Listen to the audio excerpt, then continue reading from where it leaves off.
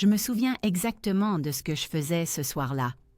Je mettais la table pour le dîner dans notre petite cuisine de Belleville, la même où, pendant 8 ans, nous avions cuisiné ensemble, ri, planifié l'avenir. 2 assiettes, 2 verres, 2 couverts. Le réfrigérateur vrombissait d'un bruit monotone, comblant le silence qui, ces derniers mois, était devenu notre 3e colocataire. Julien rentrait de plus en plus tard, évitait de plus en plus souvent mon regard. Mais moi, je continuais à mettre la table, comme si cette routine pouvait sauver ce qui était mort depuis longtemps. J'entendis la clé dans la serrure. Mon cœur s'emballa, malgré tous ces mensonges sur les heures supplémentaires, malgré l'odeur d'un parfum étranger sur ses chemises, malgré les messages nocturnes qu'il effaçait trop vite. La porte s'ouvrit et sa voix résonna dans le couloir, plus profonde que d'habitude, avec une note de fierté étrange que je ne lui avais jamais entendue. Quand il entra dans la cuisine, la lumière du plafonnier m'aveugla un instant, à moins que ce ne fût elle, cette femme à son bras, qui rendait tout ce qui m'entourait irréel. Elle portait une robe rouge, moulante, provocante. Sa main reposait sur son épaule avec une telle assurance, comme si c'était déjà sa place, comme si c'était elle qui avait sa place ici, et non moi. Ma poitrine commença à se serrer, l'air me manqua, mais mon visage resta immobile. Je les regardais tous les deux, et je sentais quelque chose se briser en moi, doucement, sans drame, comme la glace sur un lac au début du printemps. Il me regarda avec cette arrogance que j'avais autrefois prise pour de l'assurance. Maintenant, je ne voyais que du mépris. « Voici Camille », dit-il froidement, sans l'ombre d'un remords. « C'est ma femme, et je veux que tu nous laisses tranquilles. » Ces mots s'enfoncèrent en moi plus profondément que n'importe quel coup. Chacun portait le poids de la trahison, détruisant un par un tous les souvenirs que nous avions construits ensemble. Notre premier appartement, le mariage dans cette petite église en banlieue, les promesses faites sur les quais de la Seine. Tout s'effondra en un instant. Un instant, j'ai cru que j'allais m'effondrer, que j'allais tomber sur ce vieux sol usé et ne jamais me relever. Mais au lieu de cela, j'ai souri. C'était un petit sourire fragile, à peine visible, mais il était réel. Ce sourire n'était pas pour lui, il était pour moi, pour cette partie de moi qui voyait enfin le monstre sous le masque de l'homme que j'avais aimé. Il passait un main devant moi, allant vers le salon, riant comme si j'étais invisible, comme si j'étais un meuble qu'on pouvait déplacer ou jeter. L'odeur de son parfum emplit l'air, lourd, artificiel, irritant. Je pris une profonde inspiration, essayant de me calmer. Mes mains tremblaient en rangeant l'assiette dans le placard. Je les entendais à travers le mur, son rire aigu, sa voix basse, le tintement des verres. Il buvait mon vin, assis sur mon canapé, dans ma maison. Et moi, je restais dans la cuisine, regardant les 2 couverts que j'avais préparés avec tant de naïveté. Il pensait que l'humiliation me briserait, que j'allais pleurer et supplier, peut-être même faire mes valises le soir même, mais il y avait une chose qu'il ne savait pas. J'avais déjà commencé à planifier. Un plan naissait dans ma tête, froid et précis.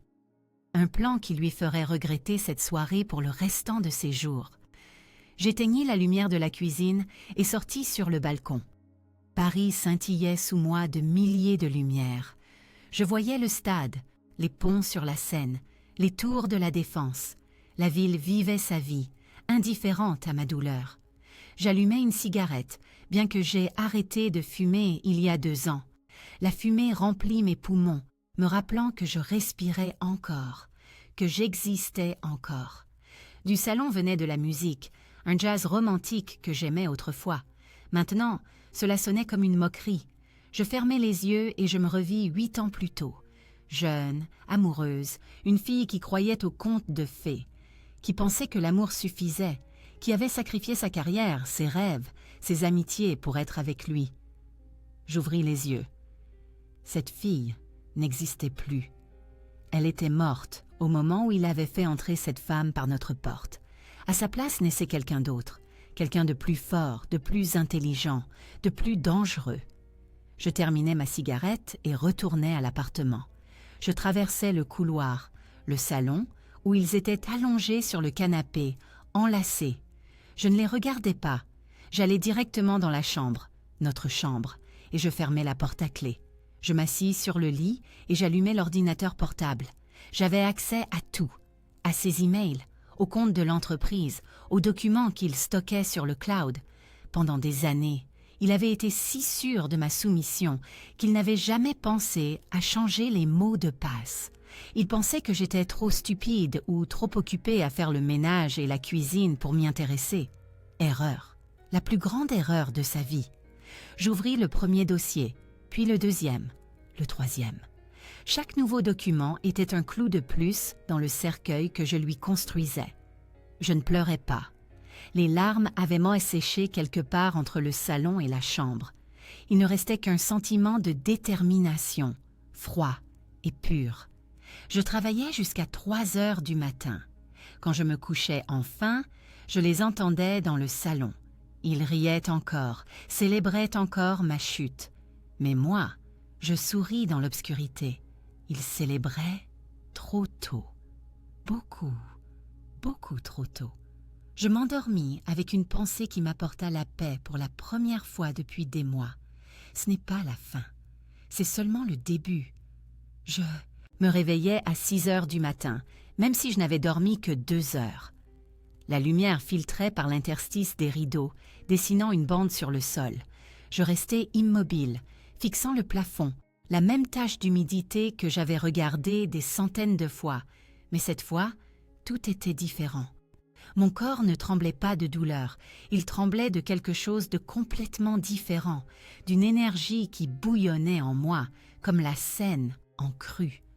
Chaque mot de la veille résonnait dans ma tête comme un disque rayé. « Voici Camille, c'est ma femme.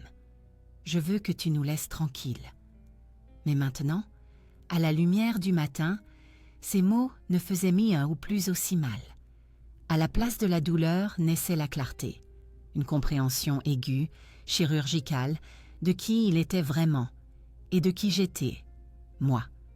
Je pensais à la femme que j'avais été ces 8 dernières années, à celle qui avait quitté son travail à la rédaction d'un journal parce qu'il voulait qu'elle soit à la maison, à celle qui avait cessé de voir ses amis parce qu'il se plaignait qu'elle ne lui consacrait pas assez de temps, à celle qui devenait de plus en plus petite, silencieuse, invisible, pour se conformer au moule de son amour. Cette femme était morte hier, et c'était bien. Elle méritait la paix. Je sortis du lit et m'approchai du miroir. Mon visage était pâle, j'avais des cernes sous les yeux, mais dans mon regard, je vis quelque chose qui avait disparu depuis longtemps. Du feu. Un feu vif, brûlant, qui n'avait pas l'intention de s'éteindre. Quand il ouvrit la porte de la chambre, sans frapper, bien sûr, il ne frappait jamais. J'étais déjà habillée, les cheveux mouillés, fraîchement maquillée. Il me regarda, surpris. Peut-être s'attendait-il à des larmes, peut-être à des cris, peut-être à des valises prêtes. « Je prépare le petit déjeuner, » dis-je calmement. « Tu veux du café ?» Il plissa les yeux, essayant de comprendre ce qui se passait, mais j'étais déjà trop loin pour qu'il puisse m'atteindre. Je souris légèrement et sortis de la chambre, le croisant dans l'embrasure de la porte. Je sentais son regard sur mon dos, plein de méfiance et de confusion. Dans la cuisine, je commençais à préparer le petit déjeuner. Des œufs brouillés, des croissants frais de la boulangerie d'en bas, du café de la machine. Tout comme d'habitude, comme chaque samedi matin normal de ces 8 dernières années. Mais mes mains ne tremblaient plus par habitude. Elles tremblaient d'anticipation. Camille sortit du salon, vêtue de sa chemise, pieds nus, les cheveux en bataille. Elle paraissait plus jeune qu'hier, sans maquillage, les yeux cernés. Elle ne devait pas avoir plus de 25 ans. Elle me regarda avec incertitude, comme si elle réalisait seulement maintenant qu'elle s'était introduite dans la maison de quelqu'un, dans la vie de quelqu'un. « Bonjour », dis-je, chaleureusement, en versant du café dans 3 tasses. « Le petit déjeuner est prêt. » Ils s'assirent à table, lui avec son arrogance habituelle, elle avec un embarras croissant. Je mangeais lentement, savourant chaque bouchée, chaque gorgée de café amer. Il mangeait en silence, ne sachant que dire. « Je dois aller à l'entreprise », annonça finalement Julien en se levant. « Je rentrerai tard. »« Bien sûr, » répondis-je en ramassant les assiettes. « Camille reste ?» Il me regarda avec une sorte de choc. Peut-être pensait-il que j'allais exploser, que j'allais enfin montrer une émotion, mais j'attendais simplement sa réponse, avec le calme d'une serveuse prenant une commande. « Oui, » dit-il enfin, comme pour tester jusqu'où il pouvait aller. « Elle reste. »« Bien, » souris-je, « je ferai plus à dîner. » Quand il fut parti, Camille resta seule avec moi dans la cuisine. Elle me regardait comme si j'étais une bizarrerie, une pièce de musée. Elle faisait la vaisselle en silence, et j'observais chacun de ses mouvements, chaque regard incertain. Elle était très jeune, très naïve. Elle pensait avoir gagné un prix. Je n'avais pas de haine pour elle. Après tout, ce n'était pas elle qui avait brisé mon mariage, c'était lui. Elle n'était qu'un outil, un moyen pour parvenir à ses fins, un autre jouet pour son ego. Mais l'observer faisait partie de mon plan. Je devais tout savoir. L'après-midi, pendant que Camille prenait sa douche, je m'assis sur le balcon avec mon ordinateur. Le soleil d'automne chauffait agréablement, mais le vent était déjà frais, annonçant l'hiver. J'ouvris le dossier contenant les documents que j'avais trouvés la nuit précédente. Julien dirigeait une entreprise de construction avec 2 associés, Pierre et Luc. Je les connaissais depuis des années, nous avions même été à leur mariage. C'étaient des gens bien, travailleurs, honnêtes, et Julien les volait systématiquement depuis 3 ans. Je parcourais les factures, les contrats, les virements. Tout y était. De fausses factures, de l'argent détourné vers des comptes qui n'existaient pas officiellement, des signatures si falsifiées, de petites sommes au début, puis de plus en plus importantes. En tout, nous parlions de près de 200 000 €. Je ne l'avais pas remarqué tout de suite, mais lorsque j'ai commencé à relier les points, l'image est devenue claire comme du cristal. Mon mari, l'homme qui m'obligeait à me soucier de chaque centime dépensé, qui se plaignait que nous n'avions pas les moyens de partir en vacances, qui m'interdisait de retourner travailler parce que quelqu'un doit s'occuper de la maison. Cet homme volait ses amis et partenaires commerciaux. Je copiais tous les fichiers sur une clé USB, puis j'envoyais une copie à ma boîte email personnelle. La sécurité avant tout. Ensuite, j'ouvris une nouvelle fenêtre et commençai à préparer un document. Chronologie, montant, numéro, de compte, tout était ordonné, clair, irréfutable. Quand Camille sortit de la salle de bain, je fermai l'ordinateur et lui souris. « Je peux t'aider » demandai-je poliment. Elle secoua la tête, visiblement déconcertée par mon comportement. « Pourquoi es-tu si... calme ?» demanda-t-elle enfin, s'asseyant en face de moi sur le balcon. Je la regardais attentivement. Elle avait de jolis yeux, verts, encore pleins de cette assurance juvénile que le monde est simple, que l'amour est tout, qu'il suffit de vouloir pour être heureux. « Parce que je n'aime plus », répondis-je honnêtement. « Et quand tu cesses d'aimer, tu gagnes en clarté. Tu vois les choses telles qu'elles sont vraiment. » Elle fronça les sourcils, ne comprenant pas. « Mais c'est ton mari. » « C'était, » la corrigeai-je doucement. « C'était mon mari. Maintenant, c'est juste un homme qui vit dans le même appartement. Rien de plus. » Ce soir-là, quand Julien rentra, j'étais prête, pas prête à me battre, prête pour la guerre. Et c'est une différence qu'il ne comprendrait jamais, jusqu'à ce qu'il soit trop tard. J'étais allongée dans mon lit cette nuit-là, à les écouter dans le salon.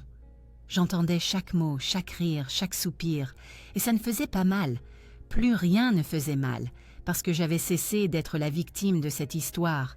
J'en étais devenue l'autrice, et je savais exactement comment elle devait se terminer. Les jours suivants, je jouais le rôle de l'épouse parfaite avec une telle précision que j'oubliais parfois moi-même que ce n'était qu'un jeu. Je souriais quand il entrait dans la pièce.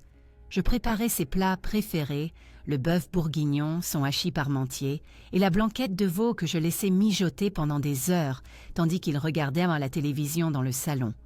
Je parlais doucement, poliment, comme si de rien n'était. Julien me regardait avec confusion, puis avec soulagement, et enfin avec satisfaction. Il pensait qu'il avait gagné, qu'il m'avait brisée si efficacement que je n'essayais même pas de me battre. Je le voyais dans ses yeux, dans ce sourire suffisant quand il embrassait Camille au petit déjeuner. Cette illusion était mon arme la plus puissante. Quand il s'endormait à côté d'elle dans notre lit, car oui, il m'avait bannie dans la chambre d'amis, et j'étais partie sans un mot de protestation. Je ne dormais pas. J'étais assise à la lumière d'une petite lampe, l'ordinateur sur les genoux, et je travaillais. Chaque nuit, je découvrais de nouvelles couches de ses mensonges. Il était négligent. L'arrogance l'avait rendu convaincu de son impunité. Tous les mots de passe des comptes de l'entreprise étaient nés les mêmes, faciles à deviner. Sa date de naissance, le nom de sa mère. Je m'en souvenais, car pendant des années, c'est moi qui avais organisé les réunions de famille, acheté les cadeaux, pensé aux anniversaires. Au cours des 3 premiers jours, j'ai rassemblé tout ce dont j'avais besoin. Les documents financiers montrant comment il détournait systématiquement l'argent de l'entreprise. Les emails à son avocat concernant la création d'une société à l'étranger, sur les comptes de laquelle il accumulait les fonds volés. La correspondance avec d'autres femmes, car Camille n'était pas la première. Il y en avait eu 3 avant elle, peut-être plus. À chacune, il promettait la même chose. Chacune, il l'avait utilisée et jetée. Le pire, c'est que j'en connaissais une. Sophie, mon ancienne amie, avec qui j'avais cessé de parler il y a 1 an, parce que Julien avait dit qu'elle était une mauvaise influence.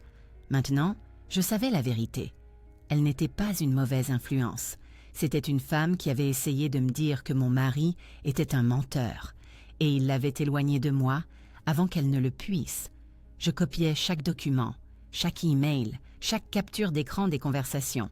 Je créais un rapport chronologique détaillé avec les dates, les montants, les noms.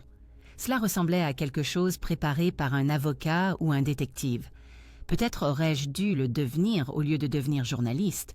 Peut-être que c'était ma vraie vocation. Mardi matin, quand Julien partit au travail, j'ai appelé Pierre, l'un de ses associés. Je le connaissais depuis des années. Il avait été témoin à notre mariage.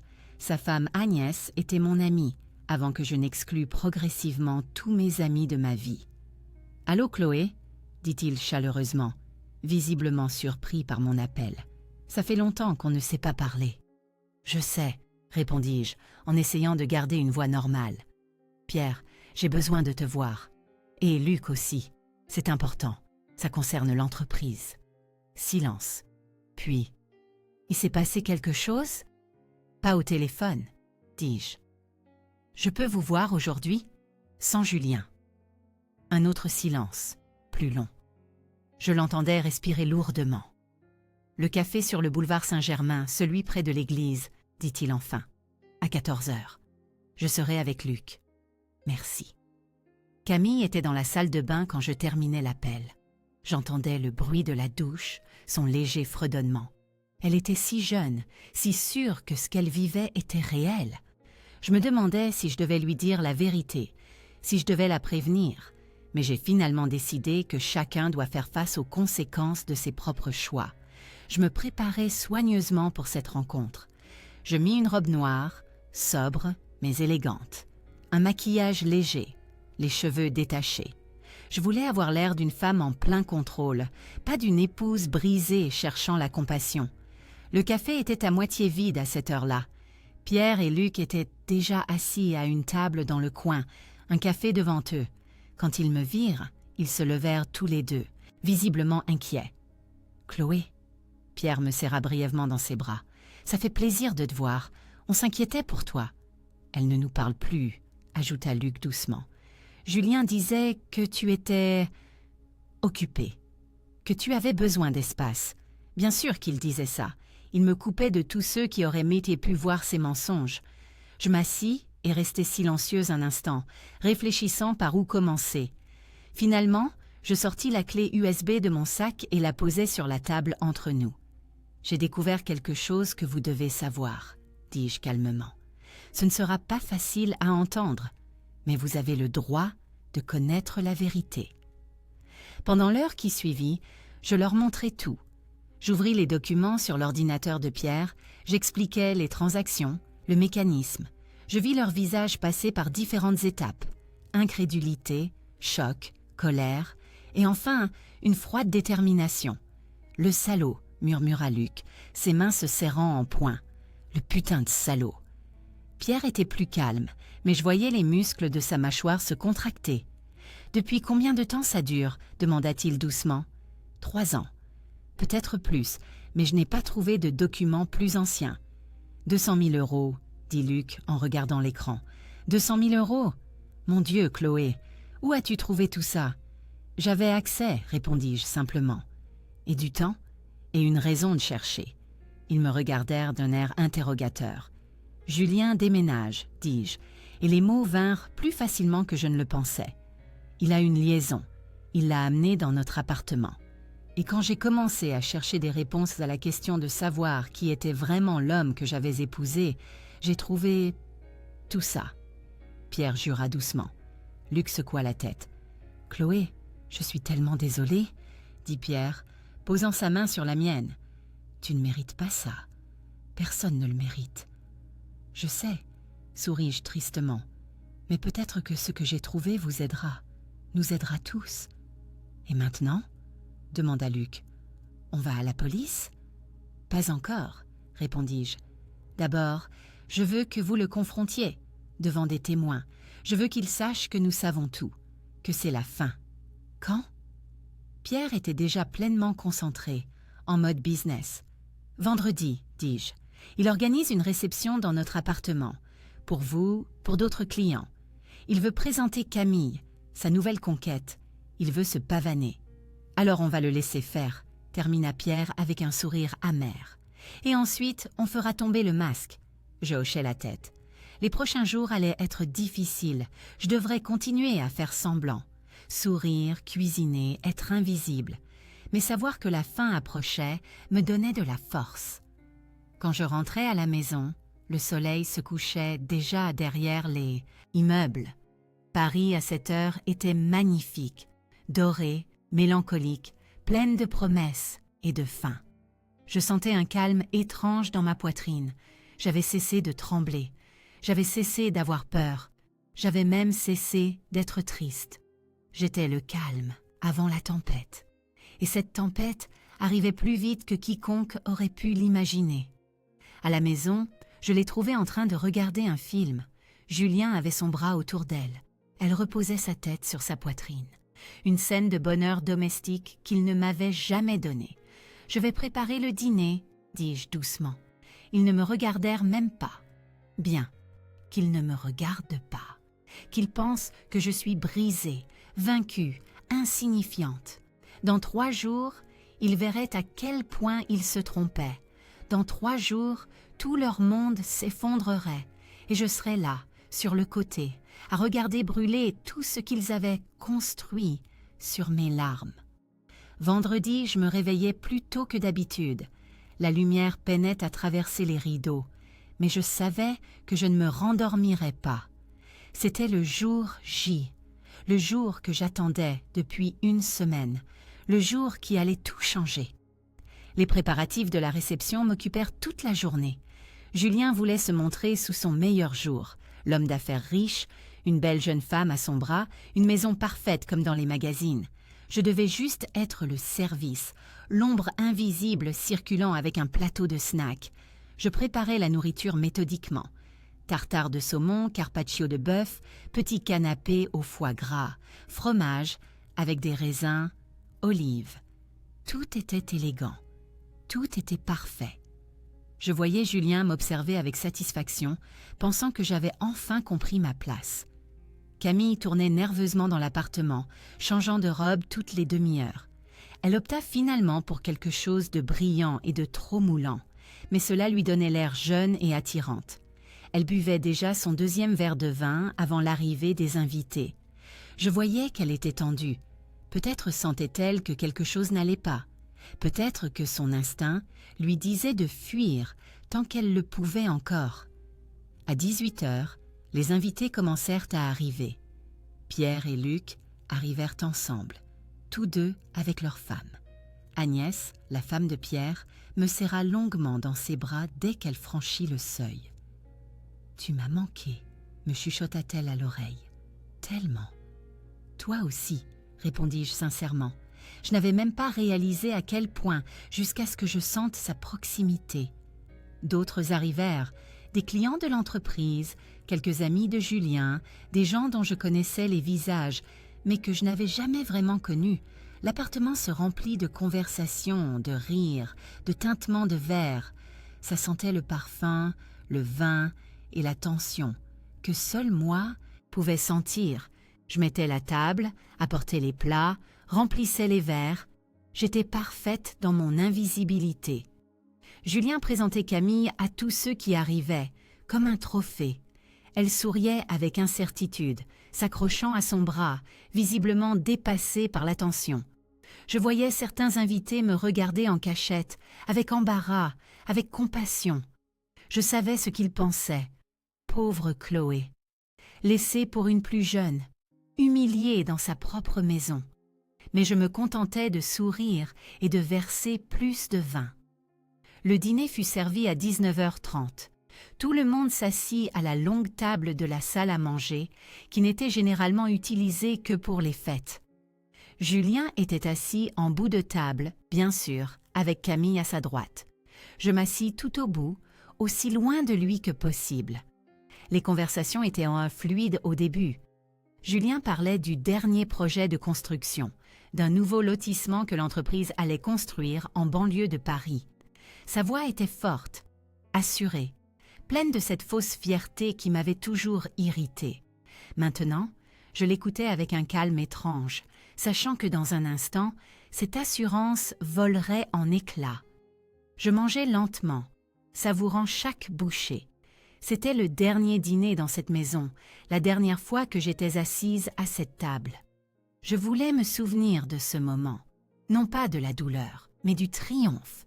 Quand le plat principal fut terminé, Pierre se racla bruyamment la gorge. Toutes les conversations s'arrêtèrent. Tout le monde se tourna vers lui. Son visage était de pierre, sérieux. « Julien » dit-il calmement, mais il y avait quelque chose dans sa voix qui capta l'attention de tous. « Nous devons parler. » À propos de l'entreprise. Julien haussa un sourcil, souriant légèrement. « Maintenant ?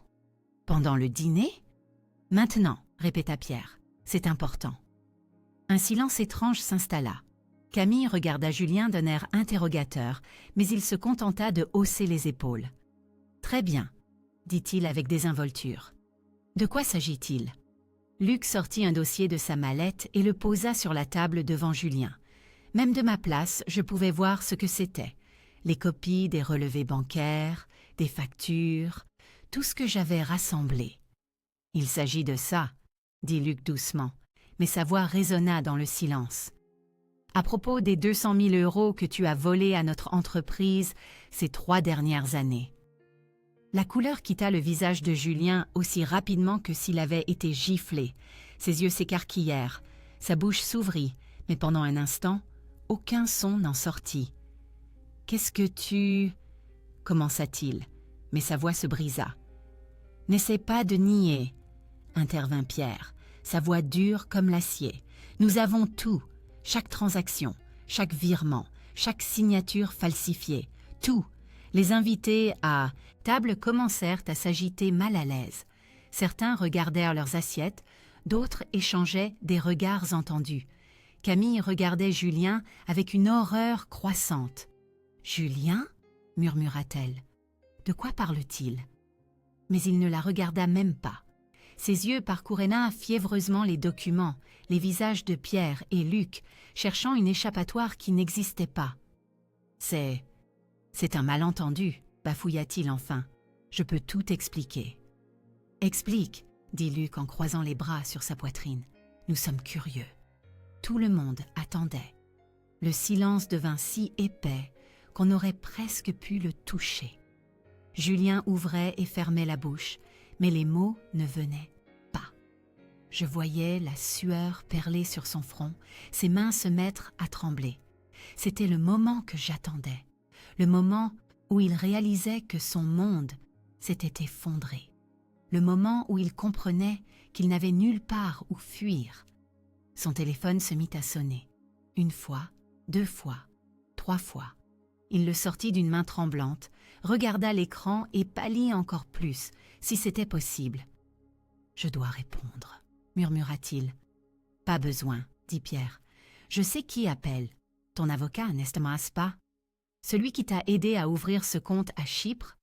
Julien avait l'air de faire une crise cardiaque. Sa respiration devint courte, rapide. « Comment... Grâce à ta femme, répondit Pierre en me désignant. C'est elle qui a tout trouvé, chaque preuve, chaque message. Et elle nous a tout apporté. Tous les yeux se tournèrent vers moi. Pour la première fois ce soir-là, j'étais au centre de l'attention.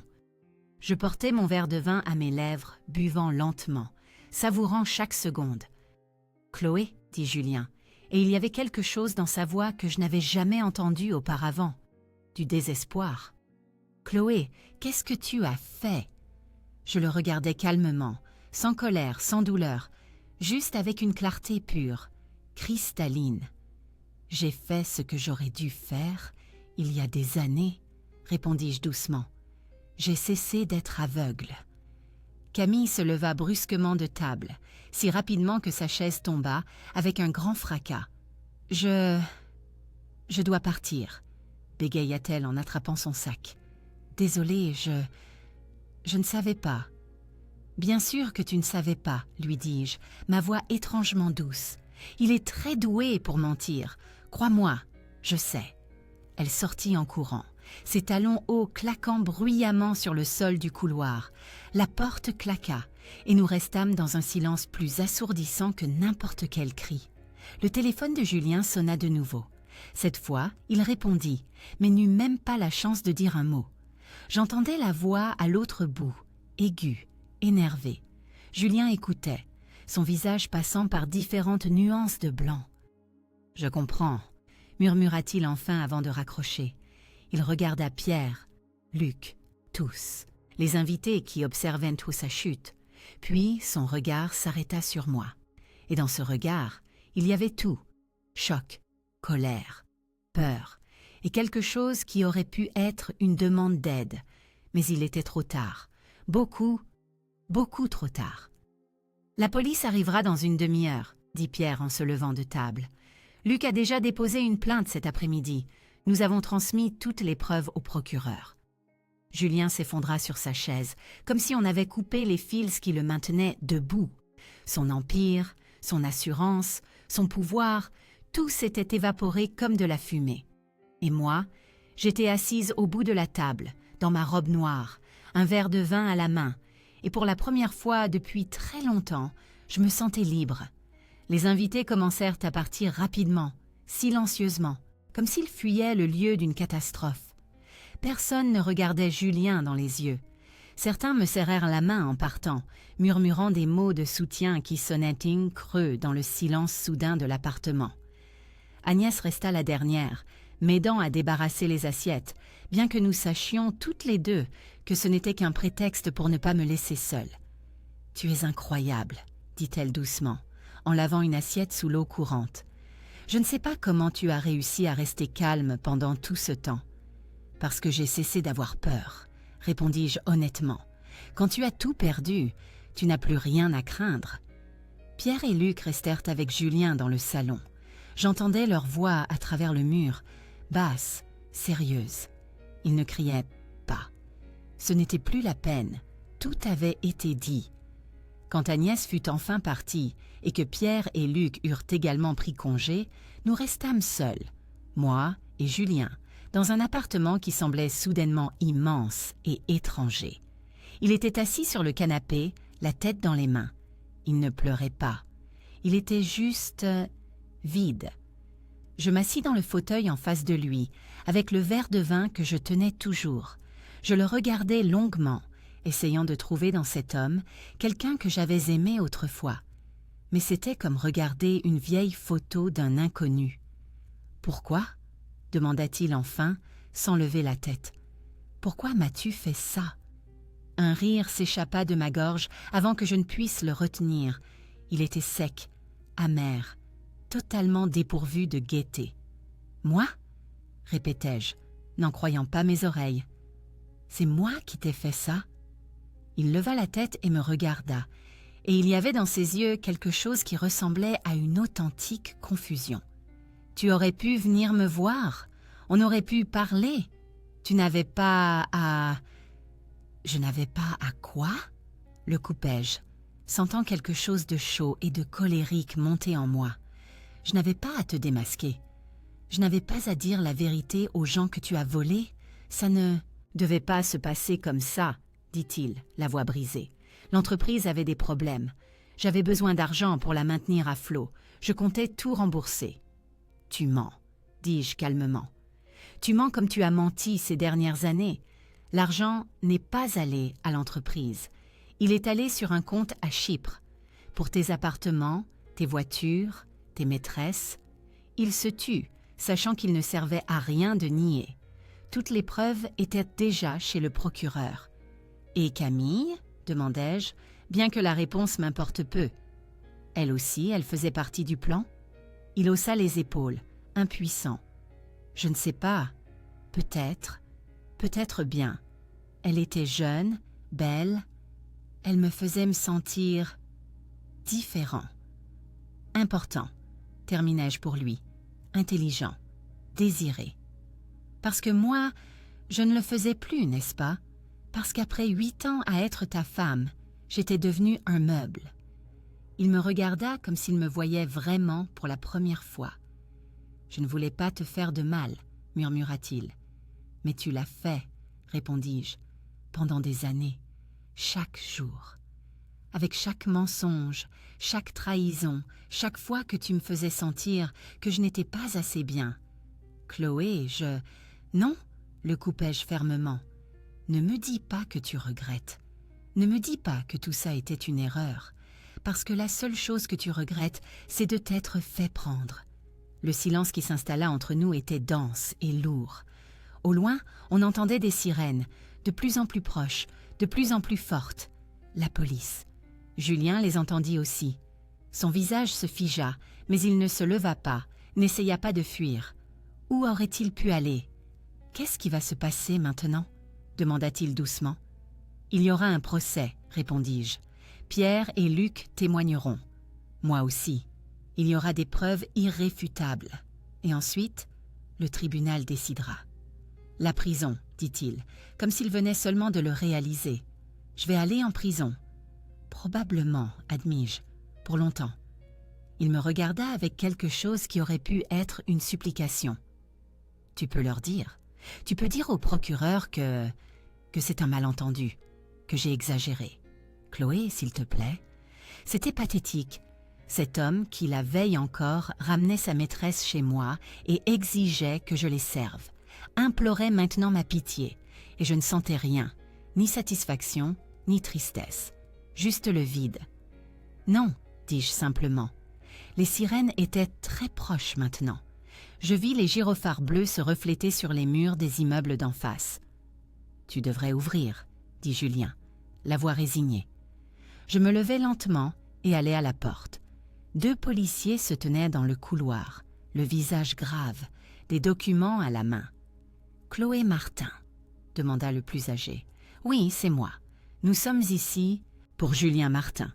Est-il à la maison ?»« Oui, » fis-je en hochant la tête, les laissant entrer, dans le salon. Ils s'engagèrent dans le couloir et je les suivis. Julien était assis là où je l'avais laissé, les bras ballants, résigné. « Julien Martin ?» demanda le jeune policier en sortant des menottes. « Oui, » répondit doucement Julien. « Vous avez le droit de garder le silence. Tout ce que vous direz pourra être retenu contre vous au tribunal. Vous avez le droit à un avocat. » J'écoutais ces mots comme à travers un brouillard. Je les voyais lui passer les menottes, le conduire vers la porte. Il me regarda une dernière fois, et dans ce regard, il y avait tout. Colère, peur, regret, peut-être même une forme d'amour. Mais il était trop tard. Beaucoup, beaucoup trop tard. « Chloé !» cria-t-il, alors qu'ils étaient déjà sur le pas de la porte. Sa voix était comme le rugissement blessé d'un animal désespéré. « Chloé, ne fais pas ça, tout est de ta faute. Si tu avais été une meilleure épouse, si tu... » Mais les policiers l'entraînaient, et sa voix s'éteignit jusqu'à disparaître complètement.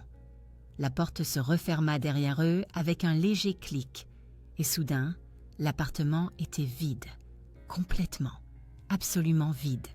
Je m'approchais de la fenêtre et regardais qu'on le faisait sortir dans la rue, qu'on le faisait monter dans la voiture de police. Les lumières clignotaient, attirant l'attention des voisins qui se penchaient aux fenêtres, chuchotant entre eux. Demain, tout l'immeuble en parlerait, tout le quartier. Mais ce ne serait plus mon problème.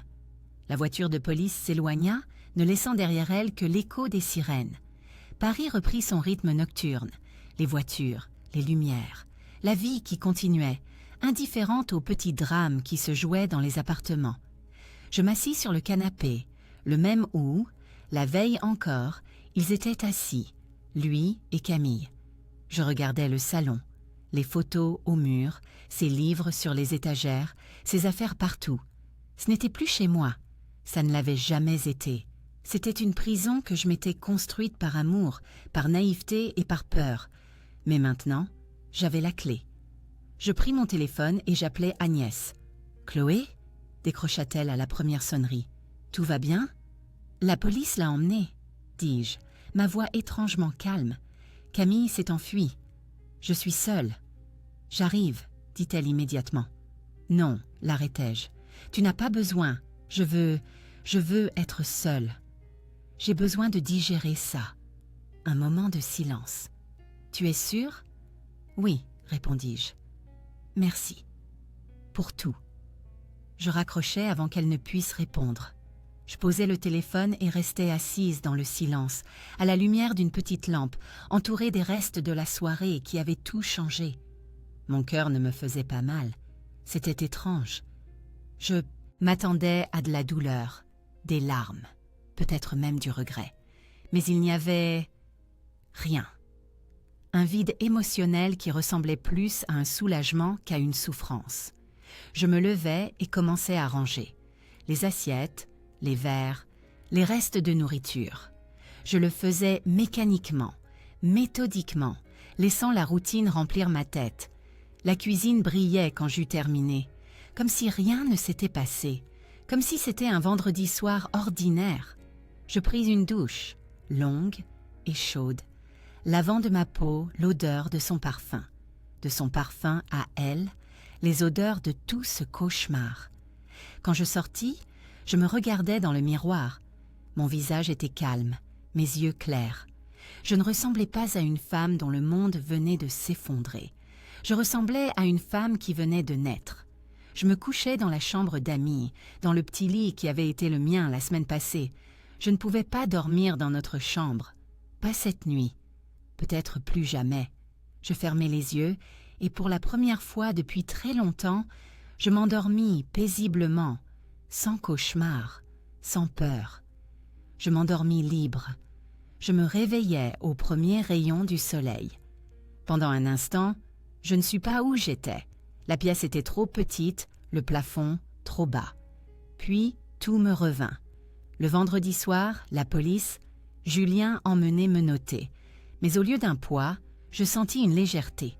Ce samedi matin à Paris était frais, mais ensoleillé. Je me levai et ouvris la fenêtre. L'air sentait l'automne, le café du bar voisin, le pain frais de la boulangerie d'en bas. Des odeurs ordinaires d'un jour ordinaire. Mais pour moi, elles étaient spéciales, car pour la première fois depuis des années, je pouvais simplement respirer sans ce poids sur la poitrine. Je me fis un café, fort, sans sucre, et m'assis sur le balcon en peignoir. Je regardais Belleville se réveiller. Les gens allaient au travail, au magasin, promenaient leurs chiens, s'interpellaient par les fenêtres. La vie continuait, indifférente à mon cataclysme personnel, et c'était beau. Le téléphone commença à sonner vers 10 heures. Pierre, Luc, Agnès et même quelques personnes à qui je n'avais pas parlé depuis des années. Tous voulaient dire et savoir comment je me sentais, si j'avais besoin de quelque chose. Je répondais brièvement mais poliment. « Je vais bien. Non, je n'ai besoin de rien. Oui, tout est en ordre. » Parce que c'était le cas. Pour la première fois depuis très longtemps, tout était en ordre. L'après-midi, Agnès arriva avec 2 sacs pleins de nourriture et une bonne bouteille de vin. « J'ai pensé que tu n'aurais peut-être pas la force de cuisiner, » dit-elle en déballant un bon petit salé aux lentilles, des quiches, des salades, et que tu aurais peut-être besoin de compagnie. Nous restâmes assises dans la cuisine à parler. Pas de Julien. Cette conversation fut courte et concrète. Sur la team suite, les avocats, le divorce. Mais ensuite, nous sommes passés à d'autres sujets, à des choses dont nous n'avions pas parlé depuis des années. De livres, de films, de rêves. « Reprends l'écriture, » dit Agnès en me versant un autre verre de vin. « Tu étais si douée. Je me souviens de tes articles dans le journal. Tu avais du talent. C'était il y a longtemps, » répondis-je. Mais à l'intérieur, quelque chose frémit. Quelque chose qui était mort il y a des années commençait à se réveiller. « Tu n'as que 32 ans, Chloé, » dit-elle fermement. « Il n'est pas trop tard. Il n'est jamais trop tard pour recommencer. » Cette nuit-là, quand Agnès fut enfin partie, je m'assis devant l'ordinateur. Pas pour chercher des preuves, pas pour planifier une vengeance. J'ouvris simplement un document vierge et commençai à écrire. Sur rien de concret au début, des pensées, des observations, des sentiments. Les mots coulaient plus facilement que dans mon souvenir, comme s'ils avaient attendu toutes ces années que je leur permette enfin de sortir. J'écrivis jusqu'à 3 heures du matin, sur une femme qui s'était perdue en aimant quelqu'un d'autre, sur la façon dont elle reconstruisait lentement ce qui avait été détruit. Ce n'était pas encore une histoire. Peut-être que ça ne le serait jamais. Mais c'était à moi. Et c'était suffisant. Le dimanche, je commençais à faire mes cartons. Pas tout, seulement ce qui était vraiment à moi. Mes vêtements, mes livres, quelques photos du temps où j'étais encore heureuse. Le reste pouvait rester. Les meubles que je n'avais pas choisis, la vaisselle que nous avions reçue pour notre mariage, la vie qui n'avait jamais vraiment été la mienne. J'ai trouvé un petit appartement à louer à Auteuil, non loin du parc. Un studio avec une kitchenette, vieux, nécessitant des travaux, mais avec d'immenses fenêtres orientées au sud. Dans la lumière du soleil de l'après-midi, il ressemblait à une promesse. « Je le prends », dis-je à la propriétaire sans trop réfléchir. « Vous ne voulez même pas le visiter plus en détail ?» demanda-t-elle, surprise. « Ce n'est pas la peine, » souris-je. « Il est parfait. » Le déménagement ne prit qu'une journée.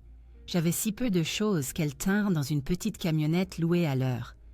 Pierre et Luc m'aidèrent avec les cartons lourds et Agnès organisa tout avec une précision militaire. Quand le dernier carton fut apporté et qu'ils furent impartis, me laissant seule, je m'assis par terre au milieu de la pièce vide. Le soleil entrait par les fenêtres, projetant des taches dorées sur le vieux parquet. Je n'avais pas encore de meubles, à part un matelas au sol et une petite table basse, mais je me sentais plus riche que jamais. Au fil des semaines suivantes, ma nouvelle vie prit forme. J'achetai un bureau d'occasion chez un antiquaire, quelques chaises au marché aux puces, une lampe qui diffusait une lumière douce sur les murs. Je mis des plantes sur le rebord de la fenêtre, du basilic, de la menthe, des petits cactus.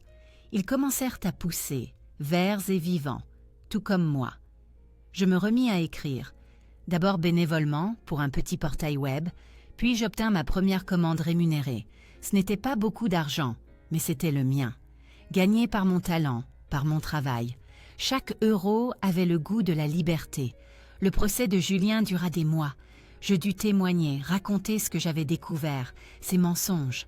Je le vis dans la salle d'audience. Plus mince, plus vieux, brisé. Il essayait de capter mon regard, mais je regardais à travers lui, comme s'il était transparent. Son avocat essaya de me présenter comme une épouse vengeresse, une femme qui se vengeait d'une trahison. Mais les preuves parlaient d'elles-mêmes. Les chiffres ne mentent pas. Les documents ne mentent pas. La vérité était trop évidente pour être ignorée. Il a pris 5 ans, ferme. Quand le verdict fut annoncé, je ne ressentis aucun triomphe, juste du soulagement, que ce soit enfin terminé, que je puisse clore ce chapitre. Le divorce suivit rapidement. Il n'y avait rien à se disputer. L'appartement lui appartenait. Nous n'avions pas de dette, pas d'enfants non plus. Je ne voulais rien. Je voulais juste ma liberté, et je l'ai obtenue. Les mois passèrent comme les pages d'un livre bien écrit. L'hiver vint et repartit. Le printemps apporta une nouvelle vie et de nouvelles opportunités. J'obtins un poste à la rédaction d'un magazine en ligne. Ce n'était pas la même chose qu'avant, mais c'était mieux. Maintenant, j'écrivais pour moi, pas pour quelqu'un d'autre. J'ai rencontré de nouvelles personnes, des amis, pas des connaissances, des gens qui me voyaient telle que j'étais vraiment. Pas la femme de Julien Martin, pas la victime, juste Chloé. Et c'était un sentiment merveilleux. Un soir, à la fin du printemps, j'étais assise sur mon balcon avec un verre de vin, regardant le coucher de soleil sur Paris. Le ciel était rose, orange, violet, une palette de couleurs si belle qu'elle en était presque douloureuse.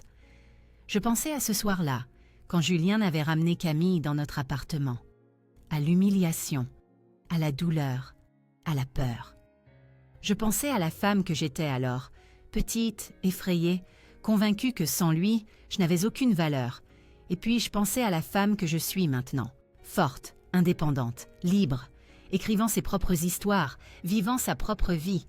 Et je souris, le même sourire que cette nuit-là. Mais maintenant, il était plus plein, plus vrai. Pas le sourire du début d'une vengeance, le sourire du début de quelque chose de nouveau. Parfois, tard dans la nuit, je pensais à lui, à Julien, à où il était maintenant, ce qu'il faisait, s'il regrettait. Mais ces pensées venaient de moins en moins, souvent de plus en plus faibles.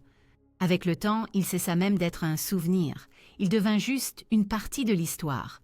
Une histoire qui était terminée, parce que la vie n'est pas une seule grande histoire. Ce sont des milliers de petites histoires qui s'entremêlent, commencent et finissent. Une histoire était terminée, mais une autre, meilleure, plus belle, ne faisait que commencer. Et j'en étais l'autrice, la narratrice, l'héroïne principale. Il n'avait plus de pouvoir sur moi. Personne n'en avait. J'étais libre. Vraiment, complètement libre. Et ce sourire que j'avais vu cette nuit-là, il n'y avait pas de folie en lui, comme il l'avait sûrement pensé. Il y avait une promesse, la promesse de ce que j'allais devenir, la promesse de la liberté. Et j'ai tenu cette promesse chaque jour, à chaque respiration, à chaque mot que j'écris. Maintenant, quand je regarde vers l'avenir, je ne vois pas de peur. Je vois des possibilités, des aventures, une vie qui est vraiment la mienne. Et je sais que chaque cicatrice qu'il a laissée est devenue une partie de l'histoire que je suis fière de raconter. Parce que j'ai survécu. Je n'ai pas seulement survécu, je me suis épanouie. Et c'est la plus belle des vengeances.